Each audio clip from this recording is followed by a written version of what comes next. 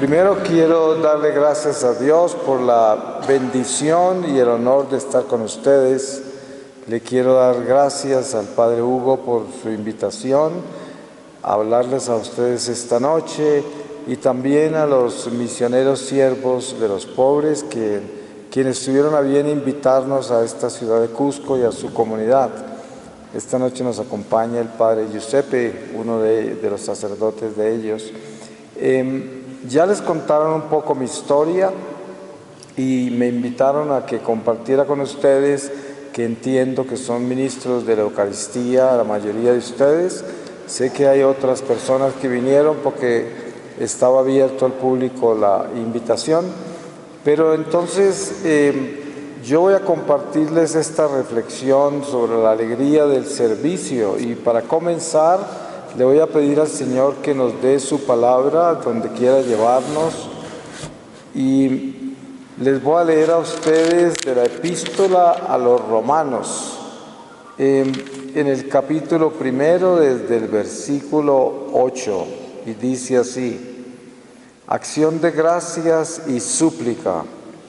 Ante todo doy gracias a mi Dios por medio de Jesucristo por todos vosotros, pues por vuestra fe es alabada en todo el mundo, porque Dios, a quien doy culto en mi espíritu, predicando el Evangelio de su Hijo, me es testigo de cuán incesantemente me acuerdo de vosotros, rogándole siempre en mis oraciones, si es de su voluntad, encuentre por fin algún día ocasión favorable de llegarme hasta vosotros, pues ansío veros a fin de comunicaros algún don espiritual que os fortalezca, o más bien para sentir entre vosotros el mutuo consuelo de la común fe, la vuestra y la mía. Por eso no quiero que ignoréis, hermanos, las muchas veces que me propuse ir a vosotros, pero hasta el presente me he visto impedido, con la intención de recoger también entre vosotros algún fruto, al igual que entre los demás gentiles. Me debo a griegos y a bárbaros, a sabios y a ignorantes. De ahí mi ansia por llevaros el Evangelio también a vosotros, habitantes de Roma. Palabra de Dios. Pues esto que nos habla San Pablo es mucho de lo que estamos haciendo aquí esta noche, que estamos compartiendo nuestra fe y sobre todo compartiendo los misterios de nuestra fe. Yo pienso que entre más conocemos nuestra iglesia y más nos adentramos en este regalo extraordinario que el Señor nos ha dado de ser católicos, más amor le tomamos a lo que el Señor nos ha confiado y más celo nace en nuestro corazón. Por eso me alegra mucho que esté yo aquí en compañía de católicos que quieren servir, que sirven a la iglesia en la forma que ustedes, los ministros de la Eucaristía, lo hacen.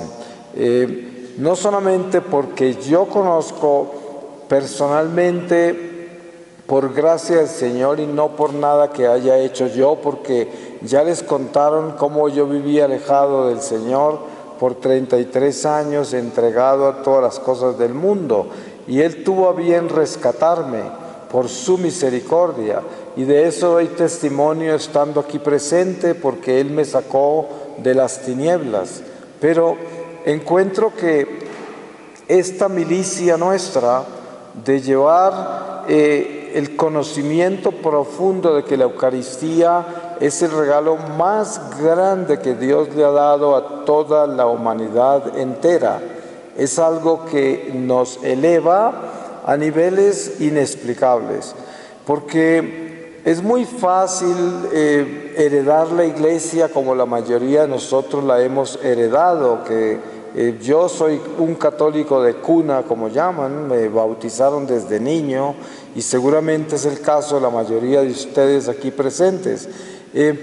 Pero nos damos cuenta el recorrido que tenemos que hacer para poder compenetrarnos profundamente en el misterio de lo que heredamos.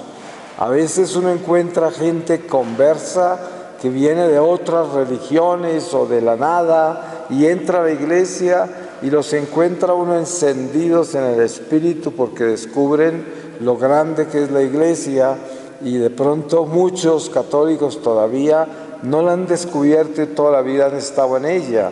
Pero yo pienso que la alegría del servicio precisamente viene del don maravilloso que envuelve el servirle al Señor en algo tan grande como en el caso particular de ustedes, que les ha confiado la Iglesia la Eucaristía para llevársela a los enfermos, para todas las misiones que tienen ustedes con ese pan de vida. Y miren que el Señor es tan grato, que yo les puedo compartir algo extraordinario que yo tuve revelado en la experiencia mística que me sucedió durante el secuestro en Colombia. Mi ángel guardián me mostró a mí que cuando yo era niño, tenía pues 11 hasta los 13 años más o menos, era trompeta mayor de la banda del colegio y tocaba en todas las procesiones, y pude ver cómo todas esas procesiones donde yo toqué trompeta, el Señor utilizó todo ese servicio que yo le di a la iglesia para protegerme de grandes peligros en todos esos años que viví en pecado mortal y que el demonio me quería destruir. Y miren cómo el Señor utilizó eso, a pesar de que yo nunca toqué trompeta para servir al Señor, porque yo lo hice para simplemente atraer las niñas del pueblo. Yo no tenía intención de servir a la iglesia con la trompeta, pero miren que el Señor sí aceptó mi servicio, porque era un servicio a la iglesia, aunque era involuntario y no era mi intención, pero el Señor es tan misericordioso que Él sí lo tomó así y Él lo aceptó como un servicio, porque nosotros, como dice la palabra, somos siervos inútiles, y sin embargo lo que hacemos el Señor lo cuenta, está en el libro de la vida, es algo que nosotros damos, y Él nos ama tanto que las cosas más pequeñitas que le damos al Señor, Él las utiliza para protegernos de peligros inmensos. Por eso es que la gloria del Señor siempre se manifiesta en una forma tan sencilla, porque Él hace cosas maravillosas de cosas pequeñitas. Y por eso hay un dicho popular que dice: el diablo está en los detalles, pero lo que se les olvida agregar es que el Señor es el maestro de glorificarse en los detalles, así como le dice a San Pablo cuando le pide que le quites el aguijón de la carne, y le dice: yo me glorifico en tu debilidad, en tu miseria. Y esto es tan grande porque no necesariamente eso quería decir que iba a sanarlo del aguijón que tenía en la carne, que Él lo describía como un demonio que subió directamente de los infiernos a atormentarlo. Quién sabe qué sería, pero era algo grave. Sin embargo, el Señor simplemente le dijo que su gracia le bastaba, que Él se glorificaba en su debilidad. Y esto es lo que debemos entender con el servicio. Nosotros servimos a Dios en la iglesia como ustedes lo están haciendo, y es una gracia inmensa que el Señor les da, porque yo sé que hay cosas tan increíblemente sencillas como recoger un papel del suelo de la iglesia, un papel, pero como estamos en un lugar sagrado, esta es la casa del Señor, cualquier cosa, por ínfima que sea, es algo grande ante los ojos del Señor, algo inmenso. De la misma manera, en el lado opuesto, este es un lugar para también meterse en problemas, porque si nosotros no hacemos las cosas como debemos, estamos en el lugar equivocado para hacer las cosas que no debemos. Es como el ministerio del servicio en la iglesia, en cualquiera que sea la pastoral en la que usted trabaja o el servicio que usted presta, es la responsabilidad de nuestra santificación. Precisamente la alegría del servicio viene por la transformación del corazón que se da con la concientización de la misión que me confiaron. No fue el sacerdote solamente el que les confió el servicio de llevar la Eucaristía, no fue solo él. Eso es el Espíritu Santo el que escoge, porque es un acto sagrado el participar en cualquier área de la Eucaristía, en cualquiera.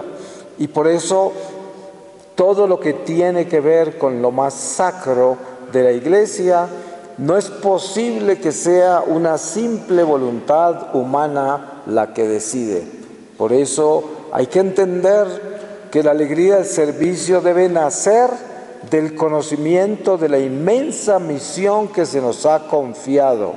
Es extraordinaria. Es un llamado por encima de la simple religión, porque a veces de pronto nosotros en la Iglesia Católica, como decía al principio, heredamos nuestra iglesia, nuestra religión, y nos hacemos parte de ella y actuamos en ella y colaboramos en ella, pero no necesariamente estamos conscientes de la trascendencia de ella. Y por eso es que es importante que tengamos estos momentos de reflexión para que nos adentremos más en el misterio del servicio al que hemos sido llamados, para que entendamos que esto no es simplemente un servicio parroquial y no es simplemente ayudar al enfermo que no puede venir y poderle llevar la Eucaristía, no es simplemente la acción de llevar, la acción de ser el ministro, la acción de ser parte de esta pastoral, sino que es el milagro de que Dios lo haya escogido. Eso es, porque yo pienso que tan solo el día que nos encontremos en presencia de nuestro Señor Jesucristo en nuestro juicio personal, inmediatamente después de la muerte, nos daremos cuenta dónde era que realmente estábamos cuando estábamos en iglesia. Y qué bueno sería que el Señor nos diera la gracia a todos nosotros de despertarnos en vida al regalo que nos ha dado, que puede ser un regalo que nos atienda por toda la eternidad. Porque yo pienso que el Señor prepara las almas para un regalo eterno, porque todo lo que Dios da es el sentido eterno de nuestra salvación. Ustedes se dan cuenta que cuando usted detalla con cuidado la palabra del Señor en toda su vida pública, todo lo que Él nos enseña en el Evangelio, se dan cuenta que todo, absolutamente todo, está enfocado a la vida eterna, todo. Lo de la vida temporal lo coloca en forma de parábolas como ejemplos para que nosotros entendamos que somos peregrinos, que estamos de paso, que esta no es nuestra casa, que aquí estamos dando el primer paso, que dependiendo de cómo lo damos va a ser lo que continúa después de esta vida, pero que esta vida no termina en la tumba y que al final de esta vida, si caminamos con lo que nos reveló el Señor, nos transformamos, no nos morimos, porque la gracia que podemos entender con los misterios de nuestra fe es que ya no somos criaturas naturales, no lo somos ya. No somos simples seres carnales. Es verdad que a veces nos sentimos muy miserables en nuestra carne y pensamos que somos solo eso, esa miseria, sobre todo cuando las cosas son difíciles, cuando estamos viviendo pruebas grandes, nos volvemos muy carnales, porque parece ser que todo fuera solamente el dolor y la tribulación y los problemas que estamos viviendo en el momento, y nos convertimos en seres muy carnales. Pero la realidad es que nosotros sabemos, por unción del Espíritu Santo, de que todo lo que Jesús nos ha enseñado es verdad. Y si esa es la verdad, entonces debemos entender que lo que Él quiere que nosotros logremos sobre esta carne es el sentido eterno de la vida. Por eso, cuando ustedes llevan esa Eucaristía, deben acordarse todo el tiempo y tenerlo presente, que llevan en sus manos la misma eternidad, que se están eternizando en su acción, que están integrándose a la vida eterna, que están caminando con la promesa de vida eterna, la llevan en las manos. Y esto es algo muy importante, porque la trascendencia de la Eucaristía es tan enorme, tan enorme, tan enorme, que nosotros, si siquiera nos adentráramos un poco en ella, quedaríamos en éxtasis. Yo le digo a la gente, miren, normalmente nosotros, cuando queremos ir a visitar a una persona muy importante, un amigo muy importante, una persona muy distinguida, alguien que es muy importante en la vida de nosotros, a veces hasta ropa nueva compramos, a veces hasta cruzamos un continente para ir a otro, y gastamos mucho dinero a veces solo para hacer eso, porque esa persona es tan importante. Y cuando estamos en presencia de esa persona, no nos da sueño, y pudiéramos estar con esa persona mucho rato, atentos, hablando y escuchando, y en una comunión increíble por esa amistad y por esa importancia que tiene esa persona. Y entonces vemos el hecho de la adoración al Santísimo. Miren ustedes cómo muchas personas vienen a adorar al Santísimo y tienen que luchar mucho para poderse mantener despiertos. Tienen que hacer muchas cosas, rezarse muchas novenas, rezarse muchos rosarios, para poder alcanzar a estar ahí un tiempo respetable en presencia del Señor. Y yo digo, miren, si nosotros hiciéramos el esfuerzo de adentrarnos en este misterio y descubrir que ese es el amigo más importante, el amigo con el cual no necesitamos siquiera comprar ropa nueva ni viajar a ningún lado, porque lo tenemos ahí en presencia de nosotros, y es el mismo Dios que hace cosas tan extraordinarias, que es capaz de presentarse ante nosotros en ese pedazo insípido de pan. Y es precisamente la enseñanza más grande que nos da el Señor. Por eso no se olvide cuando lleve ese pan. Yo sé que aquí hay personas que vinieron y que no son ministros de la Eucaristía, pero pues estamos hablando en este lenguaje sobre la alegría del servicio, específicamente sobre muchos de los ministros de la Eucaristía. Y digo yo que es importante que ese pan, cuando lo llevamos, nos acordemos y tratemos de hacer este ejercicio espiritual importante de decirnos por dentro, este es el milagro más grande que Dios le ha dado a la humanidad. Aquí está, Señor. Miren que hay algo importantísimo de descubrir en el pan insípido. Ustedes saben que Jesús habló no una sola vez sobre la levadura, y decía, ojo con la levadura de los fariseos. Y los apóstoles no habían recibido Pentecostés todavía y no entendían muchas cosas. Ellos pensaban que el Señor estaba hablando de la levadura que se le echa a la harina, pero Él estaba hablando del orgullo y la soberbia de los fariseos. Y entonces, dentro de toda la teología nuestra, llegamos al punto de entender que el Señor pide que nosotros nos convirtamos en panes ácimos. panes sin levadura. El pan ácimo es el que se utiliza para el altar. Y nosotros somos invitados a participar en el banquete del Cordero, en las bodas del Cordero Celestial, que quiere decir, somos invitados a hacer pan del altar del Señor. Pero el único pan que se usa en el altar del Señor es el pan ácimo, el pan que no tiene levadura.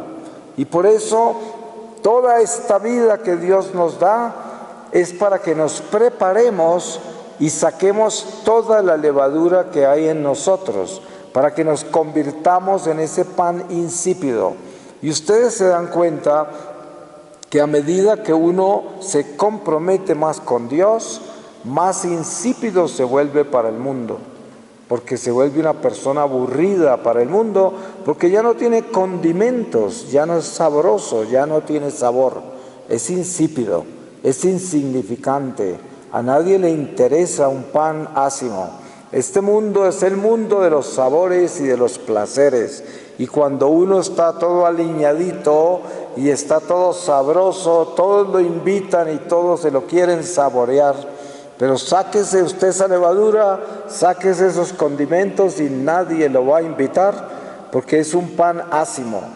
Pero el Señor sí lo quiere, porque Él quiere que nosotros lleguemos a esa insipidez, que nosotros dejemos de ser pan sabroso para la bestia del mundo, para que nosotros seamos pan insípidos para el Cordero Celestial. Y eso es precisamente lo que está sucediendo cuando usted lleva ese pan en las manos y le va a llevar vida a un enfermo o a quien usted le lleva esa Eucaristía, y el Señor le está enseñando dónde está la fuerza espiritual más grande. Y la fuerza espiritual más grande está en lo insignificante, en lo humilde, en lo pequeño. Ustedes pueden observar los misterios de nuestra fe, cómo es que nuestro cristianismo se recrea en un principio en una pesebrera, donde aparece y nace nuestro Redentor, en la paja humilde de un pesebre, en una pesebrera. El Rey del universo, el dueño de todo, el que es capaz de todo, el que todo lo puede hacer, y nace en esa forma, pan insípido, insignificante, absurdo, completamente absurdo para el mundo. Por eso, en esa conversación que tiene Jesús con Pilatos, al final, el cierre de la conversación es que el pobre Pilatos, como era un pagano y no entendía nada de lo que estaba pasando, termina preguntándole al Señor, ¿y qué es la verdad?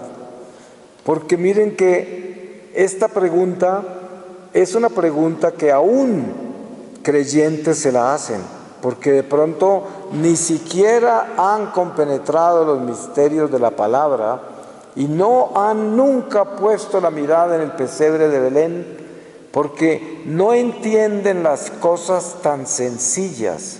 Hay muchas personas que no entienden cómo es que Dios se mueve en nuestra vida. No lo entienden, no lo ven y piensan que Dios no les habla, que Dios no tiene cuidado de ellos, que Dios no escucha sus oraciones, que no ven como evidencia de Dios en ninguna parte.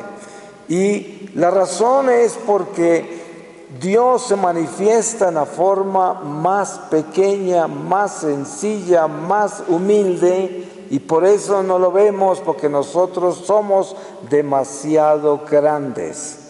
Y precisamente la enseñanza de San Juan Bautista a sus discípulos era: yo tengo que disminuir para que Él crezca. Y esta enseñanza es demasiado importante, de acordarse que somos nosotros los que tenemos que disminuir, no los que tenemos que decir, ¿dónde está el Señor? ¿Por qué no me contesta? Yo no me doy cuenta de cómo es que Dios actúa en mi vida. Eso es muy grande, eso es un ser muy grande, demasiado importante, demasiado enorme, cuando la realidad es que si nosotros entendemos la grandeza de Dios y cómo se manifiesta en la pequeñez, pues nosotros debemos entender lo importante que es volvernos pequeños. Ustedes, si observan con cuidado, la gente más sencilla, humilde de la iglesia, en su parroquia, en su iglesia, normalmente puede ser el instrumento más poderoso del Espíritu Santo, desde donde se están derramando las más grandes bendiciones, porque el Señor no está necesariamente manifestándose desde lo que es galardía, lo que es embellecido, engalanado, engrandecido, pomposo. El Señor se manifiesta desde la sencillez, desde la humildad. A veces un solo parroquiano soporta toda la parroquia, porque el Señor se presta para eso en su misericordia. Miren ustedes cómo en la conversación que el Señor tiene con Abraham, y hablan de Sodoma y Gomorra y la destrucción de esas ciudades, y le está pidiendo misericordia y tratando de descubrir hasta dónde llega su misericordia, y al final se reduce a que un solo fiel puede salvar toda una ciudad. Y esto es algo que es demasiado importante para entenderlo, porque a veces la gente se pregunta por qué el Señor permite tanta maldad en el mundo. ¿Por qué? ¿Por qué razón hay tantas cosas incoherentes y absurdas que no entendemos? Pero lo que se nos olvida es que para poder hacer una observación a la justicia divina, tenemos que primero colocar los ojos con sentido eterno de la vida y no temporal. Porque si colocamos los ojos en la temporalidad, nunca vamos a entender por qué los mejores amigos de Jesús fueron mártires. ¿Por qué razón le cortaron la cabeza a San Pablo? ¿Por qué crucificaron a Pedro? ¿Por qué metieron a Juan en una olla de aceite caliente? ¿Por qué hicieron tantas cosas horribles con los mejores amigos del Señor? ¿Y cómo han hecho eso a través de los siglos? Eso es incoherente, eso no tiene sentido racional, eso no tiene explicación natural, y además eso, para el mundo que nosotros vivimos, la parte humana de esta creación, eso es inaceptable. Pero para los que podemos esforzarnos para extendernos más allá de las fronteras de esta carne, más allá del horizonte natural, sabemos que el Señor nos está empujando es a darlo todo para la eternidad. Y por eso los apóstoles no tuvieron ningún inconveniente en dar su vida por la causa del Evangelio, porque sabían que la vida no terminaba ahí, sabían que había más, sabían que esto continuaba. Hay santos como Santa Teresita del Niño Jesús, que decía con mucha autoridad espiritual: yo viviré mi cielo de misión por la tierra. Y lo decía con mucha autoridad espiritual. Lo mismo el Padre Pío, hablaba prácticamente en los mismos términos. Y la razón es que ellos descubrieron perfectamente la vida eterna en la temporalidad. Y precisamente la Eucaristía es eso. Eso es lo que la Eucaristía nos da a nosotros. Ese sentido eterno de la vida, donde hay un Dios que inexplicablemente está presente en una forma absolutamente absurda.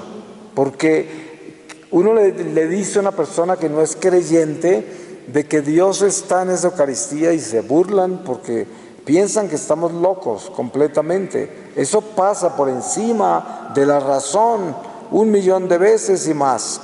Por eso es que la alegría del servicio viene de la trascendencia.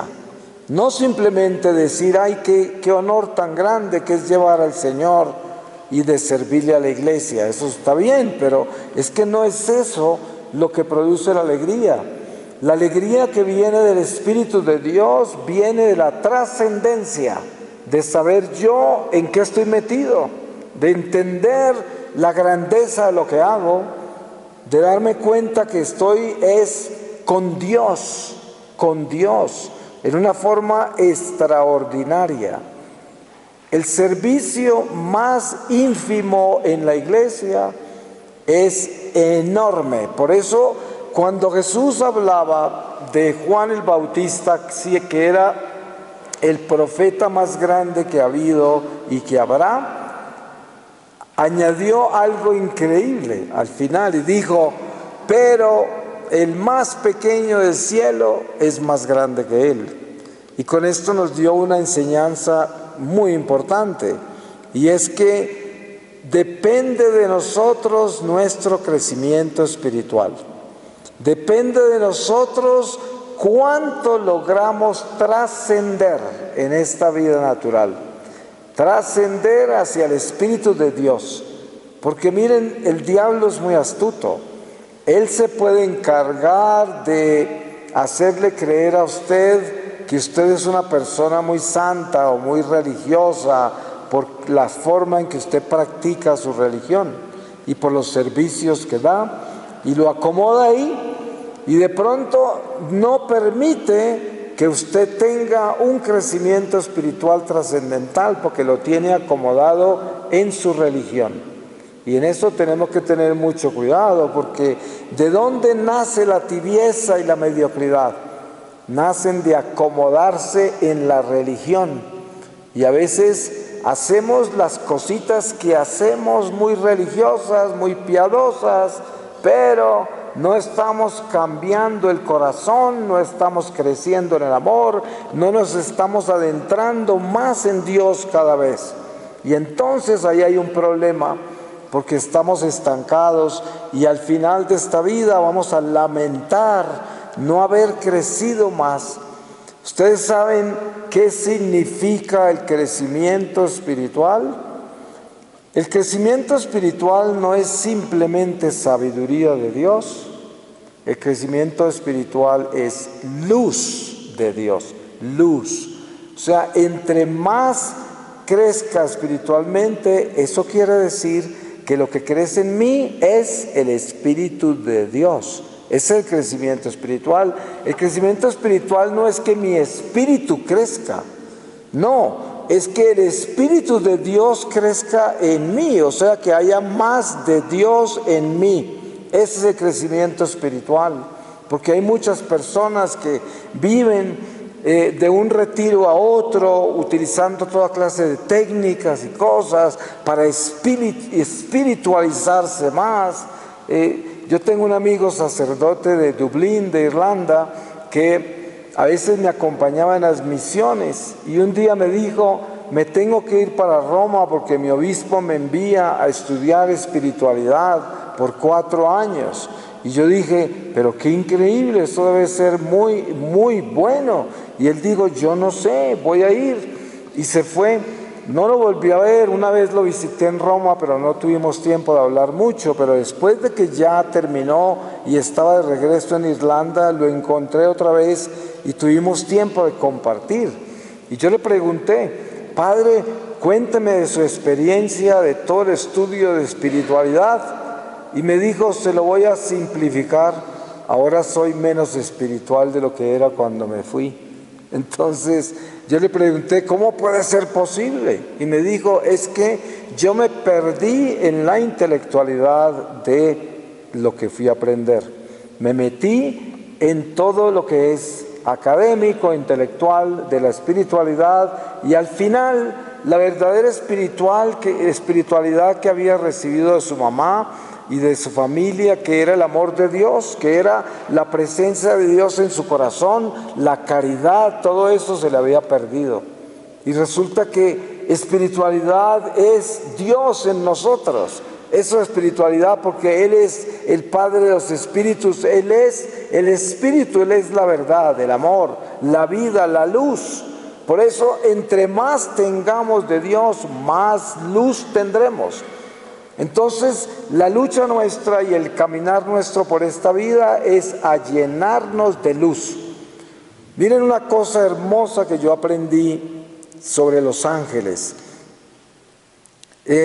Todos nosotros tenemos un ángel guardián, ya lo sabemos por palabra revelada. Resulta que los ángeles son espíritus de luz, eso es lo que son ellos.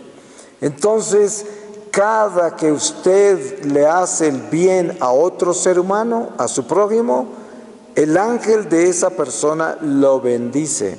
¿Y cómo lo bendice? Con luz. ¿Y en qué forma se transmite esa luz? Porque usted tiene la presencia de ese ángel en su vida. Cuando usted aparezca ante el tribunal del Señor, usted tendrá tanta luz como el amor que dio. Y el amor que dio está testificado por la presencia de luz de los ángeles del Señor, que son la misma luz de Dios. Eso es el reino de la luz, formado por los espíritus de la luz que reciben el sol que viene de lo alto, que es el mismo Dios, el que ilumina la santa Jerusalén del cielo. Y esto, si lo tuviéramos claro y entendiéramos que nuestra vida es acumular esos tesoros en el cielo que están hechos de luz. Esos son los tesoros en el cielo de los que habla la palabra, que dice: acumula tesoros en el cielo, porque los tesoros de la tierra se los come la polilla y el óxido y se los llevan los ladrones, pero los tesoros del cielo no perecen y durarán para siempre.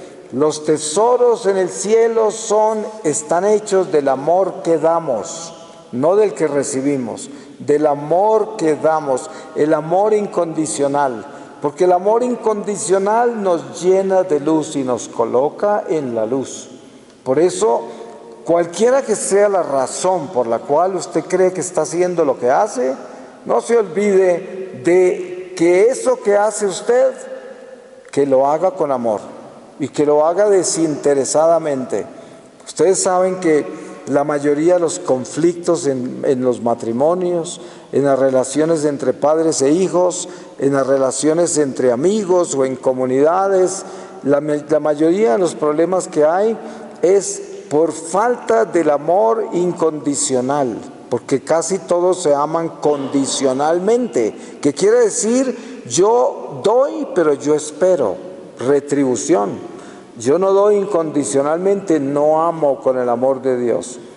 Tengo todo anotado lo que he dado.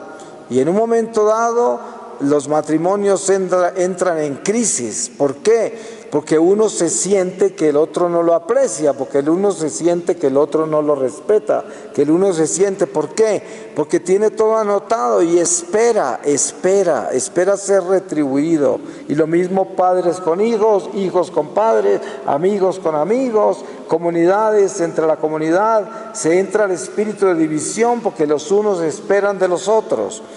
Precisamente eso es lo contrario a acumular luz. Eso es lo que acumula es tinieblas, porque acumula división y produce toda clase de problemas, porque ahí está el espíritu del mal, por dentro de eso respira el enemigo. Entonces, nosotros somos llamados a vivir una experiencia extraordinaria durante esta corta vida, y esa experiencia extraordinaria es haber sido escogidos como miembros del ejército de Dios, que es la Iglesia Católica. Este es el ejército de Dios, el ejército de la luz. Somos soldados de la luz, eso es. Pero ¿saben qué? Nosotros tenemos que vivir como tal, tenemos que vivir realmente como lo que somos llamados a ser. Y ser luz es ser amor. Y ese amor tiene que ser incondicional. Y ¿saben una cosa? Todos nosotros estaríamos de acuerdo si testificamos de todo lo que nos cuesta amar. El amor de nosotros no sale naturalmente. Lo que sale de nosotros es la indiferencia, la dureza de corazón. Eso es lo que sale más naturalmente de nosotros. Nosotros tenemos que aprender a amar, nosotros tenemos que lanzarnos al abismo de Dios para poder meternos en el amor. y esto es un don que solo viene de Dios. Solo viene de Dios, un don maravilloso. Hay que implorarle a Dios todos los días para que nos llene de su amor, porque si no hacemos eso, nosotros no vamos a tener suficiente luz al final de esta vida. Y de eso está hecho el purgatorio, precisamente. No queremos terminar allá. Ni siquiera quiero mencionar el infierno, porque por lo menos yo sé que si estamos acá y tenemos la bendición y la gracia que Dios nos ha dado de reunirnos para reflexionar en los misterios de nuestra fe, eso es señal de que nosotros estamos haciendo el esfuerzo para caminar con Dios. Cada uno en su nivel, cada uno en su entrega, cada uno en su esfuerzo. Solo Dios conoce los corazones. Pero hay que tener cuidado de que nuestro crecimiento sea real. Y miren algo extraordinario de la misericordia de Dios, que está plasmado en el ejemplo que les di al principio de San Pablo con su aguijón en la carne. Hay muchas cosas que de pronto no alcanzaremos a superar en esta vida por mucho que luchemos. Muchos defectos, muchas malas inclinaciones, muchas tendencias que nos hacen pecar. Y de pronto, a pesar de la lucha que le ponemos y de estarnos confesando frecuentemente sobre esa debilidad, de pronto nos sorprende la muerte sin que la hayamos superado. Pero miren lo grande que es la misericordia del Señor. El Señor, que es un Dios bueno, Él conoce los corazones y Él sabe si verdaderamente usted había renunciado a ese defecto, a esa tendencia mala, a ese pecado que tanto lo atormentó. Si usted lo odiaba, si usted renunció a él, si usted no lo quería en su vida, si ese fue su tormento, pues el Señor le completa lo que le faltaba, porque Él sabe que usted sinceramente no lo quería en su vida y se convirtió en algo más grande que usted y no lo pudo superar. Pero el Señor en su misericordia sí lo completa y sí lo supera, porque Él sabe que era todo lo que queríamos. Les pongo un ejemplo. Un buen padre de familia ve que su hijo está estudiando, a veces sin dormir, para poder alcanzar el grado de la materia que tiene que presentar. Y se mata estudiando, y el papá lo ve. Y es un papá justo. Y ve que el día del examen regresa el hijo derrotado porque perdió el examen. Pero el papá le dice: hijo, ¿sabes qué? Para mí, tú pasaste ese grado porque lo diste todo. Así de que por mí no te preocupes y tú levantas la cabeza y continúa, porque vas a poder superar esto más adelante. Pero yo sé que tú lo diste todo. Para mí ya lo pasaste. Y ese es el amor. Ese es el Padre del amor, y por ahí viene la misericordia de Dios. Por eso es que la alegría del servicio tiene que venir de nuestra concientización de lo profunda que es nuestra fe, de lo trascendental que es, de lo inmensa que es y de la forma tan sencilla en que se nos da, porque por eso la despreciamos a veces. Por eso no le damos tanta importancia, por eso a veces no le somos tan obedientes, porque es demasiado sencilla, el Señor es demasiado simple en sus cosas, en la forma que nos sirve los milagros más grandes, y nosotros eso a veces no lo entendemos, porque tenemos una mente tan espectacular y somos tan creativos y una imaginación tan extraordinaria que siempre pensamos en cosas grandes. Y por eso lo que se sirve en empaques pequeños no lo apreciamos. Y las cosas de Dios siempre vienen así. La mayoría de los mensajes más importantes de nuestra vida los despreciamos y no los recibimos porque despreciamos al mensajero, porque nos cae mal el mensajero. Por eso, mire cómo crucificaron al Señor. Los mismos judíos despreciaron al mensajero, que era el mismo Dios vestido de hombre sencillo, vestido de nada. vestido de un judío sencillo, y ellos no lo quisieron. Y esto es lo que sucede en nuestra vida común. Nosotros no ponemos cuidado a las cosas sencillas, y a veces las oportunidades más grandes que Dios nos da, nos las manda en la forma más pequeñita. Y por eso a veces pasamos por encima de las oportunidades. Y el llamado que el Señor nos hace como católicos es directamente y claramente la pequeñez. Mire, si usted es un católico sacramental de oración, el católico que se confiesa con frecuencia, que comulga con frecuencia, que tiene una relación estrecha con la Virgen María, que es tan importante tener una relación con nuestra Madre, porque es la cuna de nuestra fe. Es como si fueran las mismas pajas del pesebre donde se acostó Jesús. Es que es el vientre de la maternidad. Y si usted es una persona de oración y una persona de servicio, como muchos de ustedes son acá, que son ministros de la Eucaristía, si usted es un católico así de sencillo y usted lucha todos los días por cambiar su corazón y convertirse en una mejor persona, le aseguro que usted va caminando derechito para el cielo.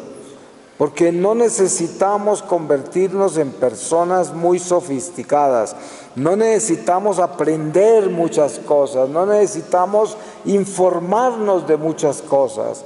Miren que esta es la época en la que estamos llenos de profetas falsos, de videntes falsos, de mensajes raros, de cosas extrañas. Y mucho católico se sale de las carrileras de su fe sencilla para meterse en cosas raras, porque está buscando cosas que sean extraordinarias. Eso es la misma superstición natural en nosotros por el pecado original, nos lleva a buscar información que no necesitamos. Pero si aprendemos a enfocarnos en las cosas pequeñas y sencillas, llegaremos a la gloria del Señor. En esta iglesia está la gracia absoluta. Todo, absolutamente todo. No necesitamos mirar para ningún lado. Esta es la nave que nos lleva al puerto seguro, donde nuestro príncipe de paz, Jesucristo. Esta es. Por eso, estos tiempos son los tiempos de los que el mismo San Pablo habla, que vendrán muchos a enseñarnos doctrinas raras y a predicarnos un evangelio diferente al que nos predicaron los apóstoles, al que nos dejó Jesucristo. Y hasta los creyentes caerán por la curiosidad, por toda esta ansiedad de buscar cosas nuevas, por este consumismo en que vivimos, que hasta infecta nuestra propia religión. Pero si nosotros somos sencillos y nos mantenemos pequeñitos y hacemos las cosas que Dios ya nos dio y somos parte de esta iglesia en una forma sencilla, nadie nos puede engañar, nadie nos puede confundir y llegaremos derechito a la casa del Padre. Esa es nuestra religión, esa es nuestra iglesia, es totalmente sencilla. Yo me gasto mi vida de un lado a otro, no entregando mensajes raros, simplemente recordándole a la gente que somos católicos, que esta es la iglesia de Dios y que en la iglesia está todo lo que necesitamos. Tenemos los sacramentos, que son un poder extraordinario, impresionantemente extraordinario, que nos da la posibilidad de defendernos de los enemigos nuestros, que son nuestra propia carne, el mundo, el demonio, y que sabemos que la iglesia misma nos ha enseñado cómo detectarlos, cómo desenmascararlos y cómo vivir protegidos para no dejarnos tumbar de ellos, y que la iglesia tiene todos los elementos necesarios para caminar en fe, para caminar derecho, para caminar con confianza y esperanza y para ser alegres. Porque ustedes saben que la mejor prueba de que estamos caminando bien es nuestra alegría. Porque No puede haber un verdadero cristiano que lleve el Espíritu de Dios en su corazón y que esté por ahí totalmente amargado. Es verdad que hay tiempos difíciles, hay tiempos donde salen las lágrimas, hay tiempos donde entra la confusión, la duda, la inestabilidad, claro, pero en el verdadero cristiano esos son como tormentas que vienen, pero lo que hace uno es escamparse en los misterios de su fe y confiado de que la tormenta pasará. Y en medio de la tormenta no va a estar muerto la risa, pero tiene por dentro la confianza y el gozo de que Dios está siempre con nosotros y que no nos abandona, y sobre todo en la tribulación, en las pruebas, en el sufrimiento. Pero lo más importante de mantener en nuestro corazón es nuestra alegría de lo que Dios nos ha dado. Debemos ser alegres, sin importar qué es lo que está pasando en nuestra vida. La vida está llena de sorpresas, la vida está llena de luchas, la vida es generalmente como un laberinto, así es, pero es la vida natural y pasajera, todo pasa, no podemos asustarnos, no podemos confundirnos ni desesperarnos. Tenemos que mantener esa pisada firme de la fe, con los ojos puestos en el Señor, con un horizonte lleno de esperanza. Así es.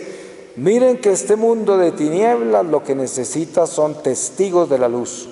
Gente que tenga la valentía de vivir su fe, que la tenga, que sea capaz de convertir el corazón y de amar y de perdonar.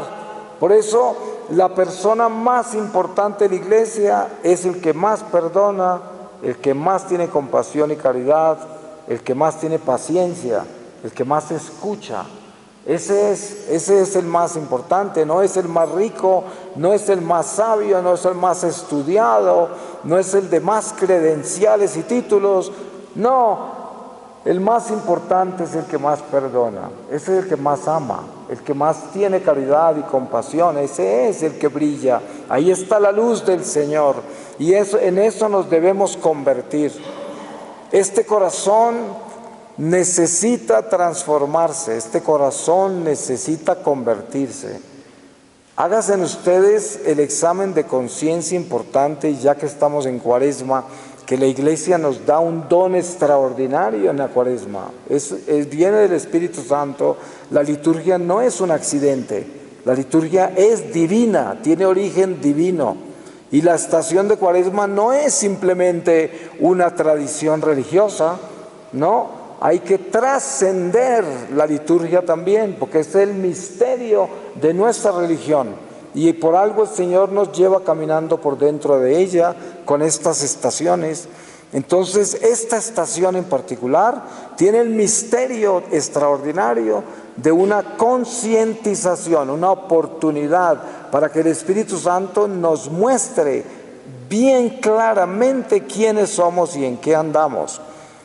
Póngase a pensar, si usted no es una mejor persona hoy de lo que era la Cuaresma pasada, pues póngase el cinturón de seguridad porque algo anda mal con usted y usted no está caminando hacia la casa del Padre.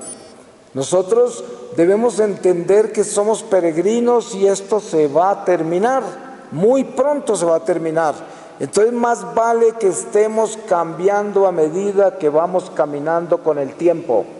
A medida que esto se va envejeciendo, el corazón debe ir cambiando para bien. Por eso no hay cosa más hermosa que aquel que envejece con gracia. La vejez alegre por la paz del corazón. Sí, a medida que pasan los años, si nosotros vamos caminando como debe ser, debemos ser cada vez más alegres, porque cada vez nos acercamos más a ese momento grandioso de nuestra salud, de nuestra eternidad, donde termina la muerte ya. Y ahí, eso es lo que debe tener el corazón nuestro, como un palpitar que nos alegra y que nos mantiene entusiasmados, que nos mantiene esperanzados, que nos mantiene con tanto vigor para poder caminar sabiendo que no es acerca de las circunstancias temporales solamente, sino de que hay cosas más grandes allá adelante. Y eso es lo importante. Entonces la alegría del servicio la podemos simplificar diciendo: cuando uno hace todo lo que hace por amor incondicional a Dios, tiene alegría y el servicio se convierte en una bendición. Pues que el Señor los bendiga por tener el don de servir a la iglesia a través de la Eucaristía, don maravilloso y extraordinario, así como tenemos la bendición de tener los sacerdotes que hacen posible que nosotros tengamos la Eucaristía, y que es algo por lo cual debemos orar todos los días por ellos y por vocaciones sacerdotales santas, porque las necesitamos, porque es lo más importante para continuar con este misterio de nuestra iglesia. De lo contrario, ¿qué vamos a hacer? Voy a pedirle al Señor su palabra para terminar esta reflexión, para que el mismo Espíritu nos selle todo lo que aquí hemos compartido. Y les voy a leer a ustedes de la epístola del apóstol Santiago. Y les leo sobre el capítulo 3, versículo 13, la verdadera y la falsa sabiduría. ¿Quién hay entre vosotros sabio o con experiencia, que muestre por su buena conducta las obras hechas con la mansedumbre de la sabiduría? Pero si tenéis en vuestro corazón amarga envidia y ambición, no os jactéis ni mintáis contra la verdad. Tal sabiduría no desciende de lo alto, sino que es terrena, natural, demoníaca. Pues donde hay envidia y ambición, allí hay desconcierto y toda clase de maldad. En cambio, la sabiduría que viene de lo alto es, en primer lugar, pura, además pacífica, indulgente, dócil, llena de misericordia y buenos frutos, imparcial, sin hipocresía. Fruto de justicia siembran en paz los que procuran la paz. Palabra de Dios. Pues le damos gracias al Señor porque Él es bueno y misericordioso, y Él nos ha dado este regalo extraordinario de nuestra Iglesia Católica. Nos debemos sentir muy bendecidos y muy orgullosos de ser miembros de su ejército, y también de tener la oportunidad de servirle al Señor a pesar de ser siervos inútiles. Pues con esto ya termino, y muchas gracias por todo y a todos.